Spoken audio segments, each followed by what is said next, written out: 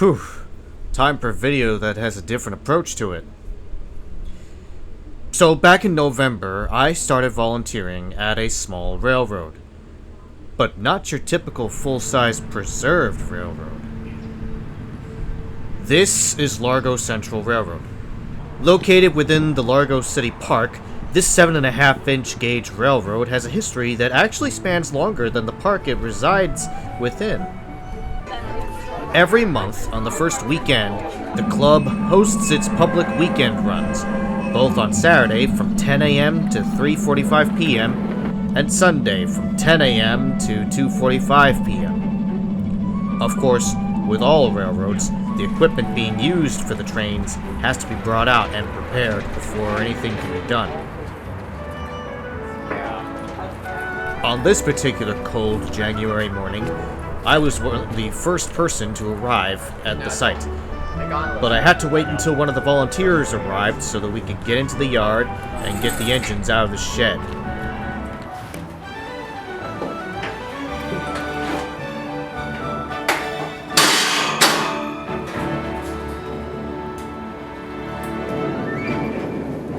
The first one up for the day was the CSX 200, a unique addition to the club's fleet of locomotives, as is a mainline Coco diesel powered by batteries, and has an onboard sound system, as demonstrated here as Santino rolled it slowly into the main yard.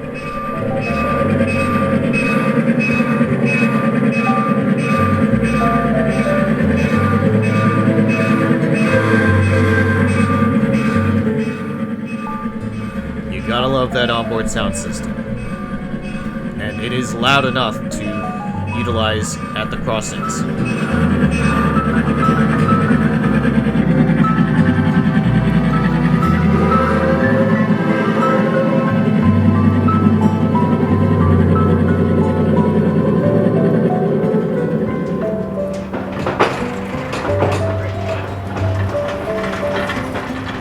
The next locomotive to be taken out is actually a privately owned one, Rebecca's CSX 4970.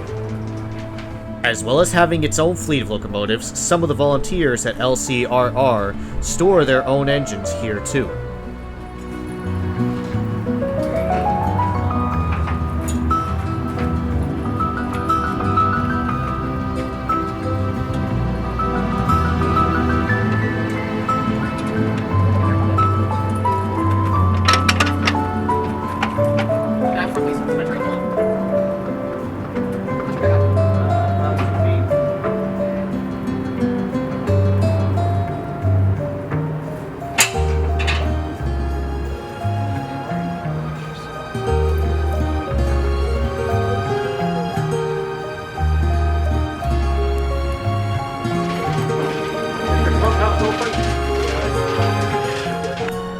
In some cases, they can be taken out and ran, with permission from the owners, of course.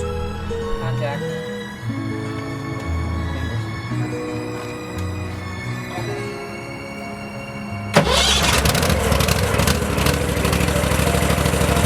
And we have contact.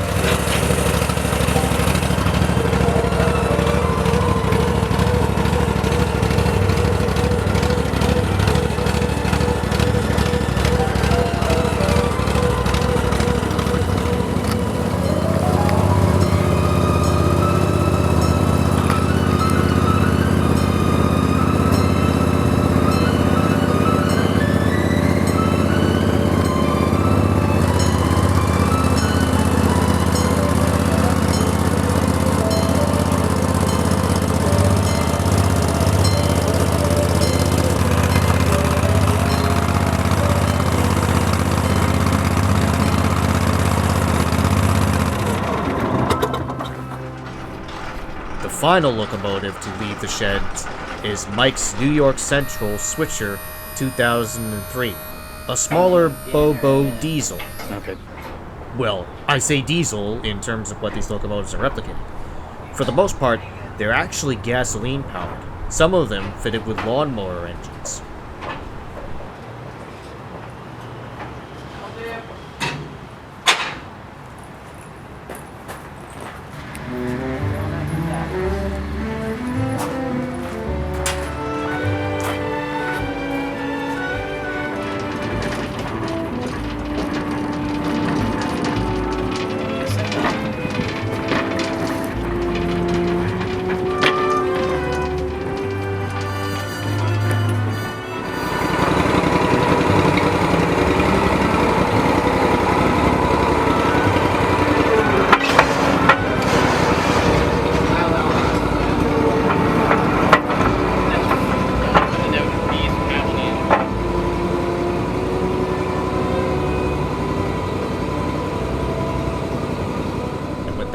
rostered fleet for the day is out of the sheds.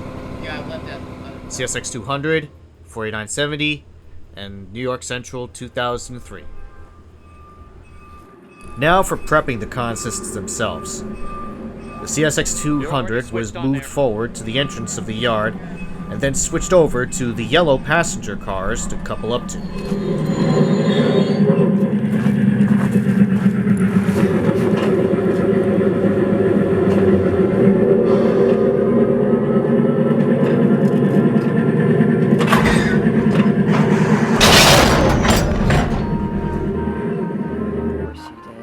Once the knuckle on the consist was hooked up, the safety chain was then attached. This safety chain is very important for operation, as if the knuckle couplers were to fail, the chain would prevent the whole train from uncoupling from the locomotive. This same procedure would be done for the other two consists in the yard.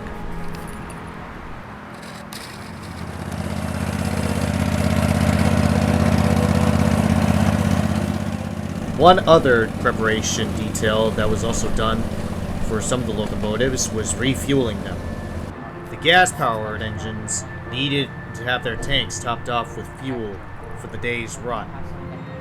Speaking of consists, the LCRR had the passenger cars already out in the yard as they had used them the day before, but in between the 2 days, it had rained during the night.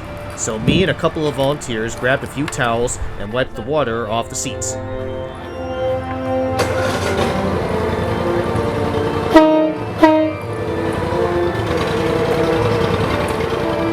The FEC cars were coupled up to the NYC 2003, while CSX 4970 was hooked up to the red cars.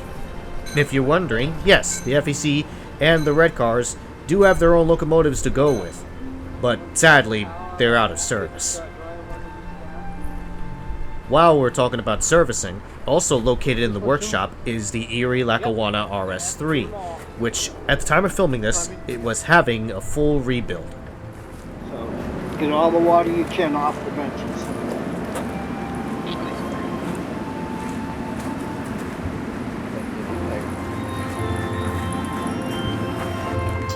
Okay, the cars are wiped off of all the water that's been on them since last night, so next up, we wipe down the locomotives.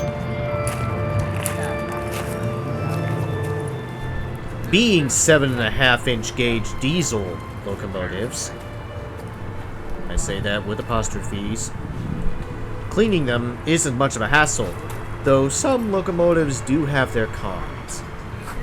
This unit right here is unique because of the fact that unlike the rest of the engines, this one is incredibly detailed. There's even chains for each axle of the trucks. So in terms of cleaning this, I'm going to be really careful not to break something. Not that having a locomotive with a lot of detail is a bad thing, per se.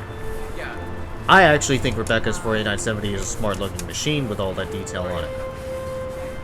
Now, I must get this out of the way before questions are asked. The Christmas decorations on the engines are left over from the Rudolph Limited runs that, in this case, ended on the 30th of December. The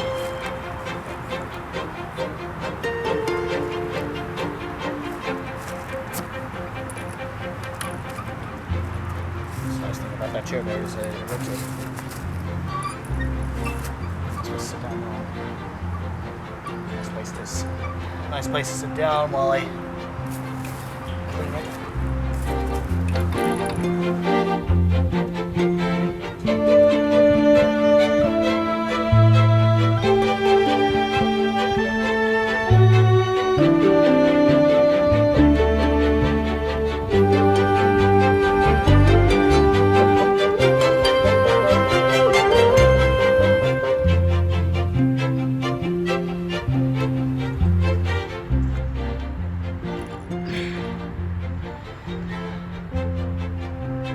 And that right there is how you clean a locomotive, at least in this case.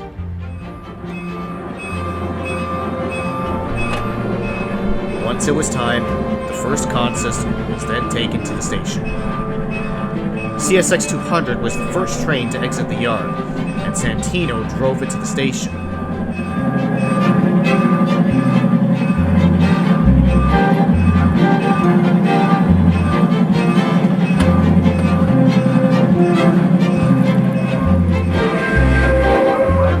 There we go. Of course, when it arrived at the station, it had to wait until 10 o'clock before boarding the passengers. And once 10 o'clock rolled in, the passengers were boarded, rules and regulations were stated, and then the train was able to depart from the station.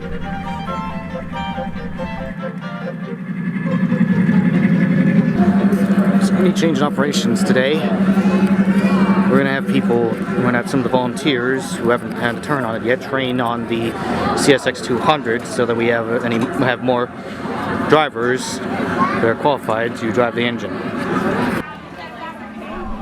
Now, of course, later on in the day, the line at the station grows long enough for us to say, "We need another engine." So anyone who's qualified to drive, if one, has to go back to the yard and fetch it. There's the New York Central number 2003, following behind 200, which is currently behind the tunnel.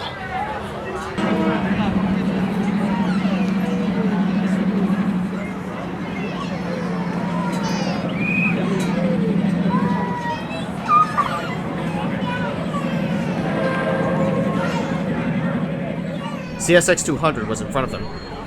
So once they dropped off their passengers from their run and left with new ones, Santino then pulled forward with NYC 2003 and loaded it up for its first run of the day.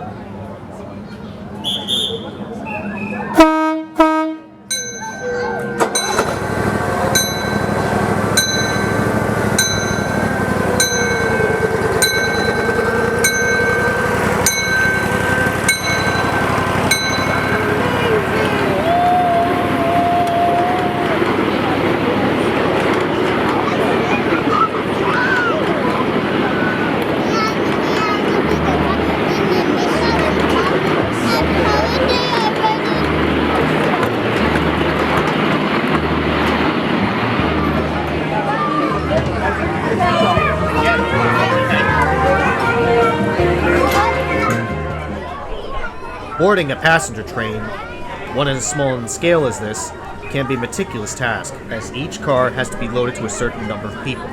Each group, depending on the number of people in it, are loaded to either 1 or 2 cars.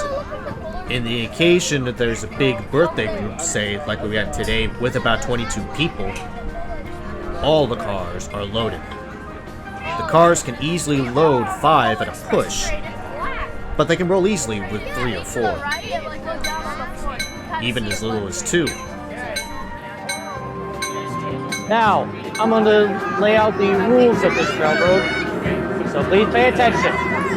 Do not drag your feet alongside the cars. Keep your feet on the running boards at all times. Face forward, do not turn around, do not lean from side to side while riding on the cars. You're supposed to rock from side to side. And do not pick up anything alongside the track. And do not reach for anything alongside the track either. Now, if you need any assistance, either if you need it in either general or if you drop something alongside the track, raise your hand. The conductor at the back of the train will signal for the train to stop. All right. Okay, thanks very much. Have a good day. All aboard!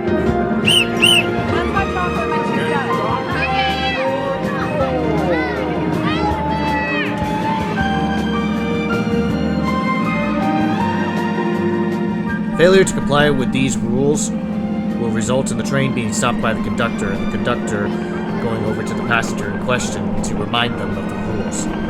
Failure to comply once more may result in you getting kicked off the train.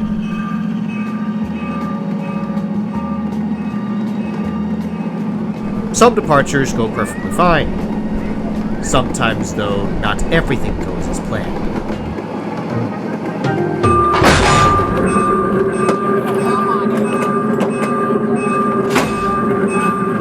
Here we go.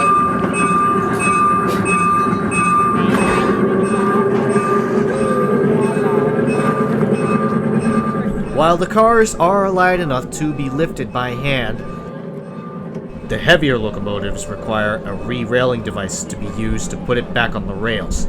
If it's too serious for a re-railer to put the loco back on the rails, a lifter is used instead.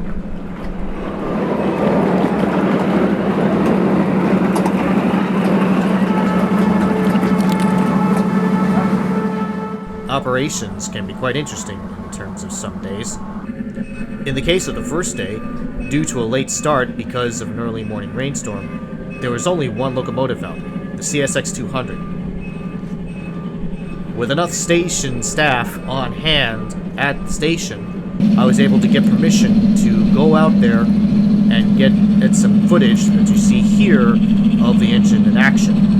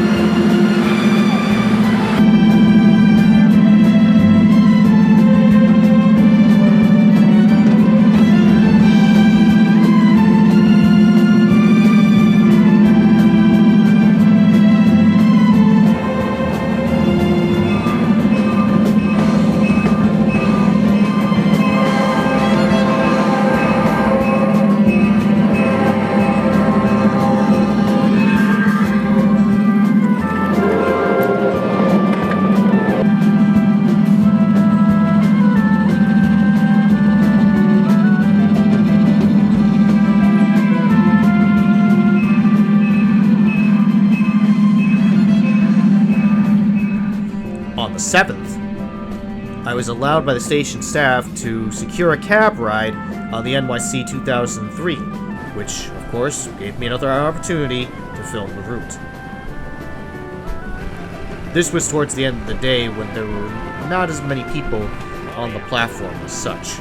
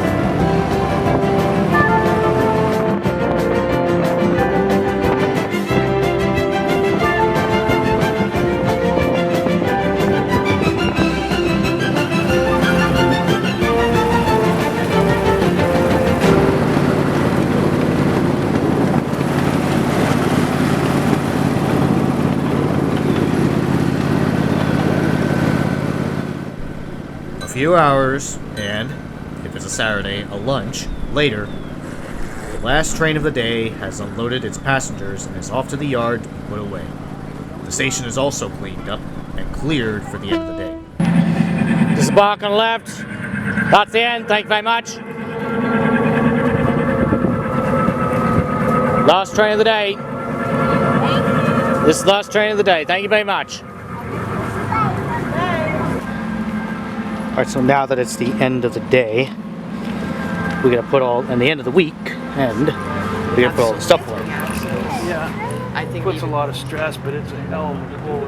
it is.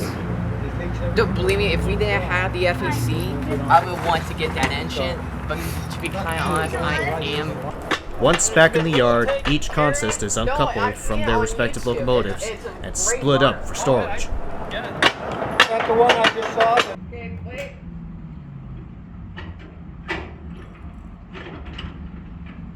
Got it? Oh, you alright? Yeah. Now you are. Yeah, move my fingers.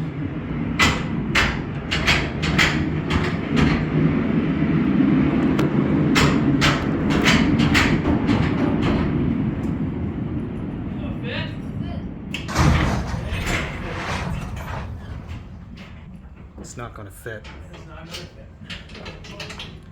So we're gonna have to detach this one and put it onto the other row.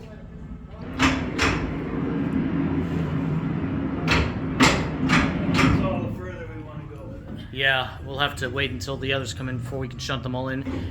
But before we can push it back, though, we're gonna have to couple it back up. Yeah. So I just don't want to lose it back there. yeah, otherwise we won't be able to get it out. You want me to be the mirror on the side that ain't there. Alright, we gotta get the gray part free first, obviously. That's up.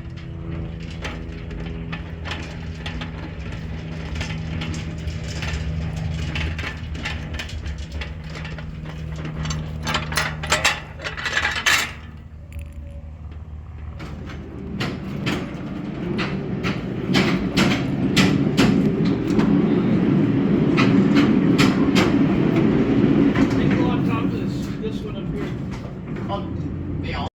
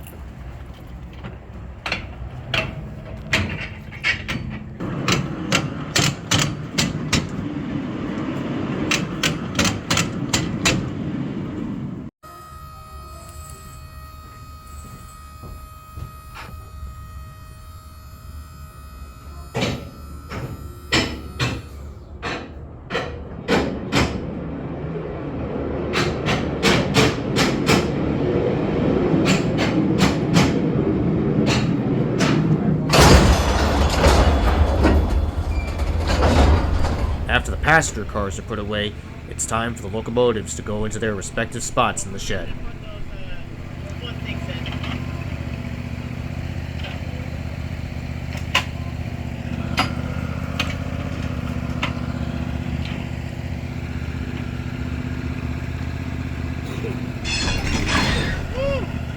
Easy on the throttle there.